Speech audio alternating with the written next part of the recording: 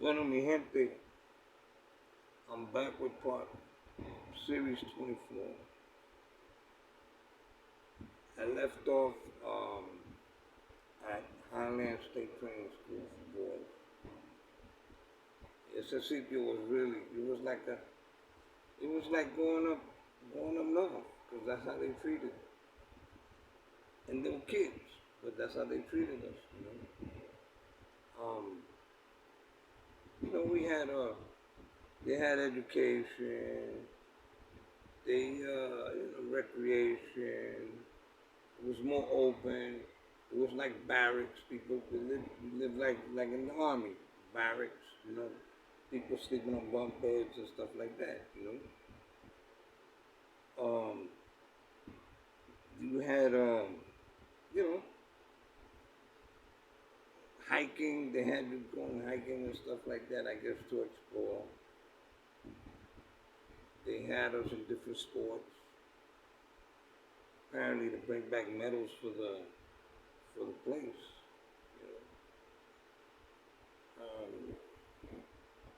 On Saturdays,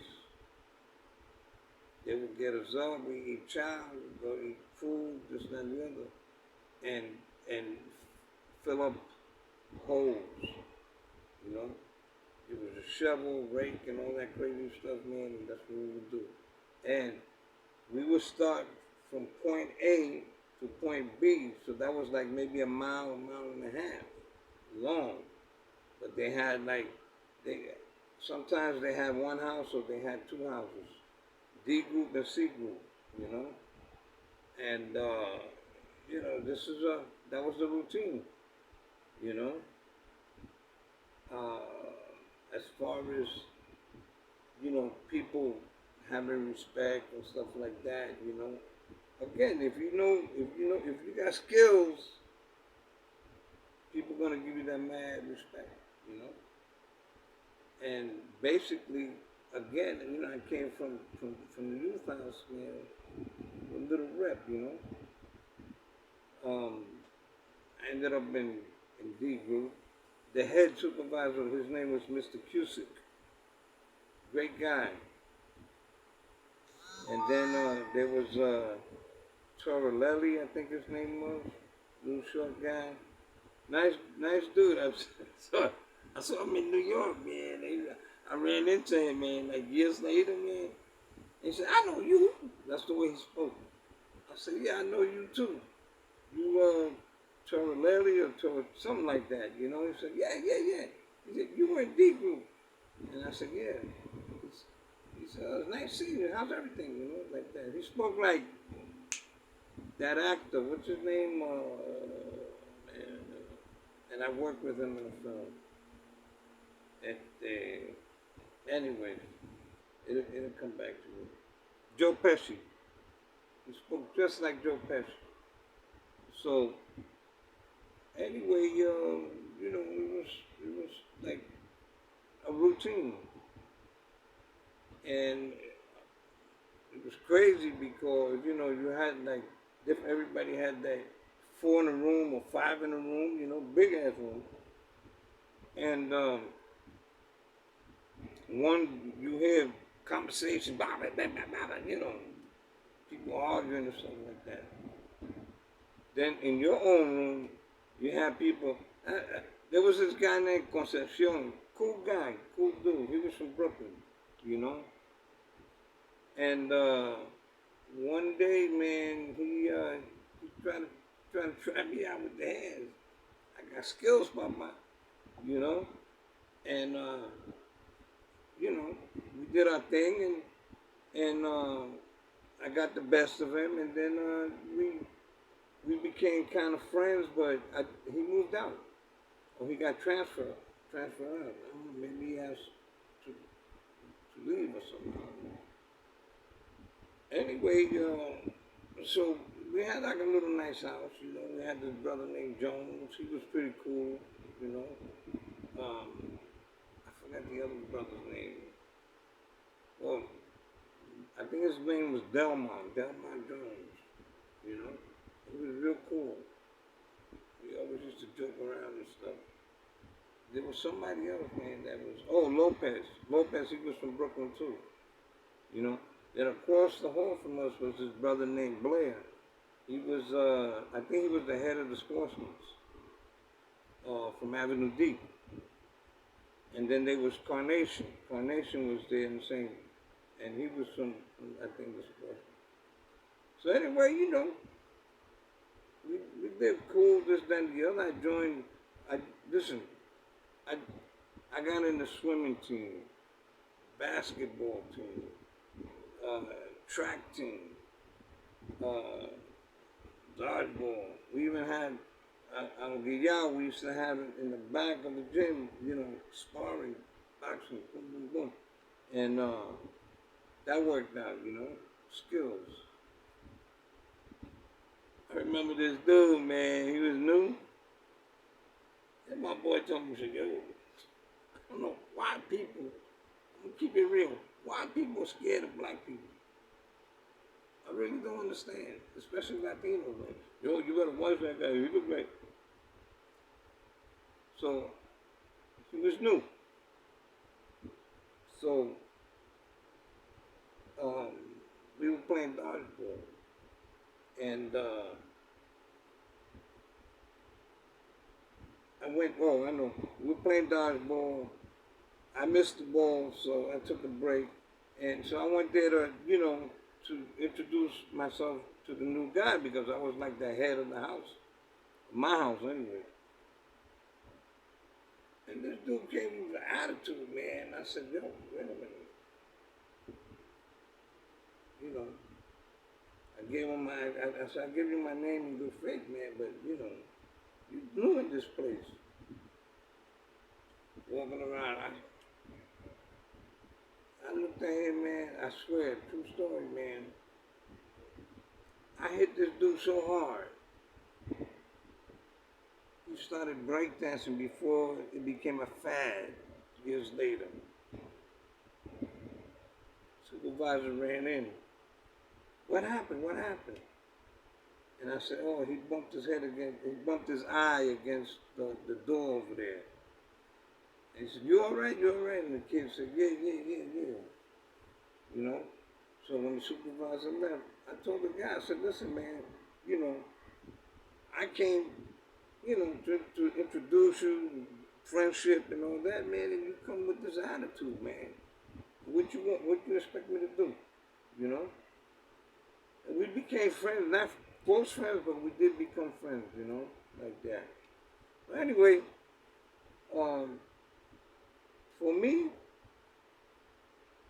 youth house is like elementary school. Highland State Training School was like junior high school. Rikers Island was high school. Then you have college. That's why they call it the university, which is up north. So here's where my acting comes in. My teacher, black teacher, Mrs. Gear, you had Mrs. Gear, then you had, I think, her brother Pierpoint Gear. Great, man. They were so fantastic, man. And she was a theater person. And she wanted me, and I think the brother's name, if I'm not mistaken, his name was Crawford, and another brother named Fisher. Anyway, she wanted us in this play. So she wanted me to play, or she wanted me to recite the Gettysburg Address. You know, 7 years ago, our father brought forth a new nation. I'll never forget. I learned that in 1958. So I came on stage with a stovepipe hat. Oh, my people were front, man. And I get up there like Abraham Lincoln. You know, 7, and everybody started laughing, man. When they started laughing, I started laughing too. That was my introduction, real introduction to stage acting. Mrs. Gill looked at me, she said, I'm not gonna finish this. So then the next scene was the singing group. You know, in those days we used to sing like the Drifters and the Coasters and stuff like that. So our group did a Drifter song, "This Magic Moment." Anyway, um, so one day working on the road, you know, we were picking up berries. We ended up in some fields and there were berries and stuff like that. And everything was cool. And then the guy said, "On the go back." So we're going back. Some clown, there's always a clown, threw a rock. Bah! Hit me in the head. I turned around and said, "Yeah, I cursed. Who did that?" And all the kids were like panicked because the person that threw it, they were scared of. But there was one dude, Boricua, he wasn't scared. And he said who it was. I was surprised because me and him were good, you know. So I went up to him and said, "You threw a rock at me?" He said, "Yeah." I punched the shit out of him. When I did that, this supervisor by the name of Territon, I'll never forget, ran up and kicked me in the back of my head. Bah! And I went face first. Boom! I ended up in the coma for 2 days. Mr. Cusick was mad. That man, the supervisor, the head supervisor of the group was pissed off. Then the nurse that was there, she looked like Broomhilda from Alice in Wonderland. She looked just like, oh, because I was waking up out of the coma, and she said, "Oh, how you doing? Is everything okay?" And I said, She said, "I got tea and toast for you." She said, "You know, you had rheumatic fever." I don't know what the hell she's talking about. I don't know what rheumatic fever is. Anyway, when I came out of there, I think 2 days later, I came back to D group and everybody was happy to see me, blah, blah, blah. Even Mr. Cusick, he said, "You okay? You all right? Is everything okay with you?" I was weak. Really, I was weak. But I went, took a shower, came out, and he said, "Take it easy, don't do too much, you know." I heard that Cusick was gonna beat the shit out of this guy Tarrington. Like the cigarette Tarrington. Because of what happened. You know, he was the guy was a racist anyways. He didn't like us. So if you don't like people, why you gonna work with these young people? They're gonna grow up hating you people. You understand what I'm saying? Not me. I grew up, man, you know, with a certain kind of attitude. But that was like real deep. And then it was like I was there for a couple of years. Won a lot of medals in everything, swimming, all kinds of stuff. And then one day, it was time for me to come to New York. Boom. Got on that bus. Ended up on the Polo Grounds.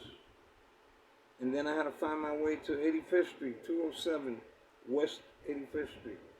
That's where I was supposed to move to.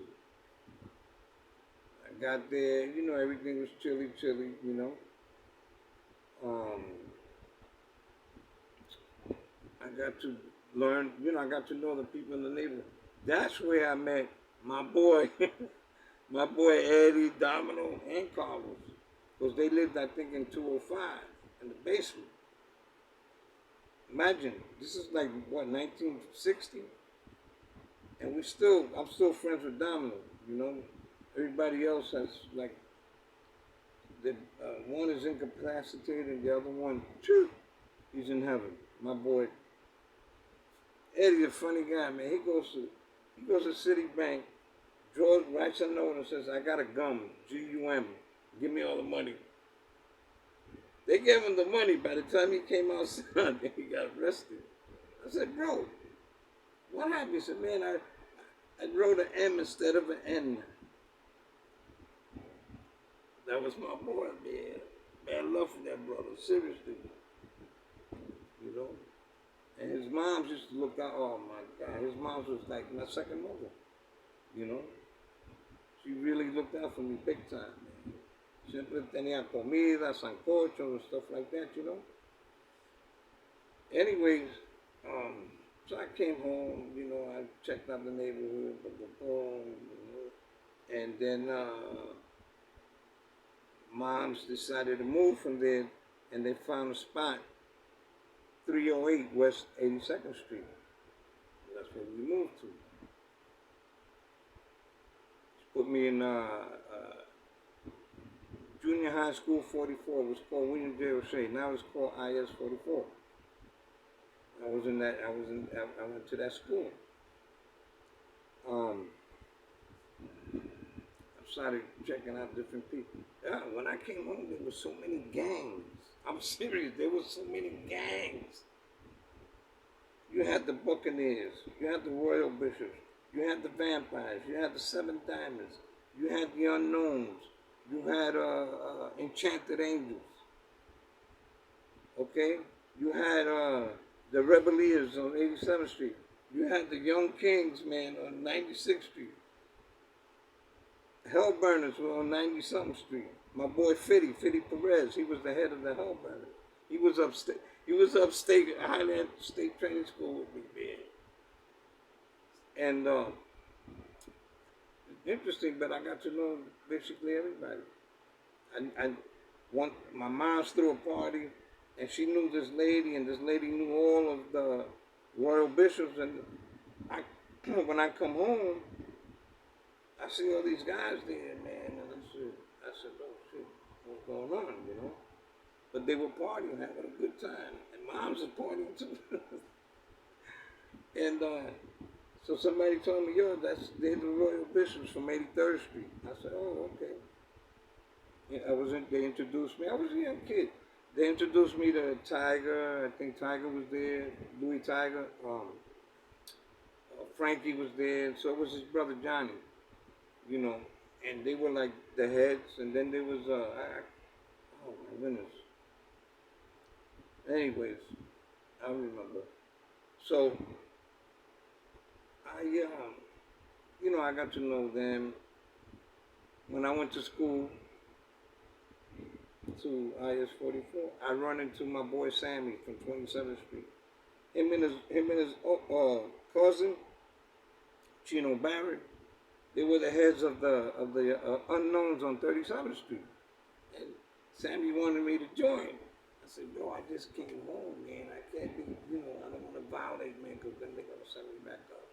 He said, well, you know where we at? We're on 37th Street. I said, I got you, man. I got you, You know how we keep it like that, So I was like, cool.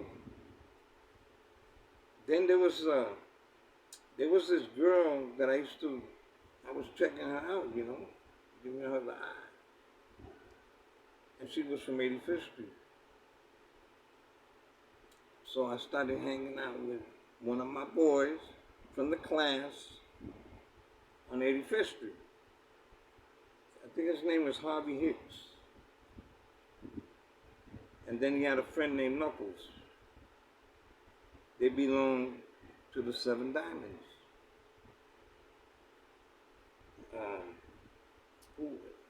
I think it was the head was Tony Pagan.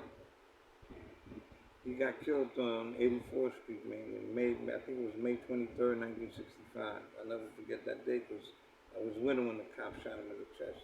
Then the cop tried to shoot me, But I did a somersault, boom, they couldn't.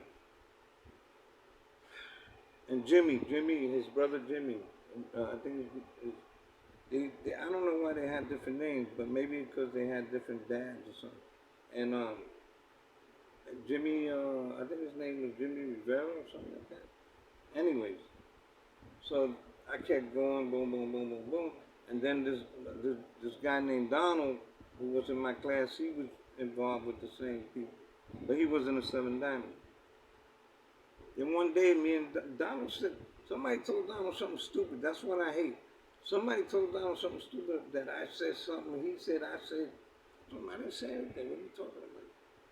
So now they put us to fight. So me and Donald was fighting.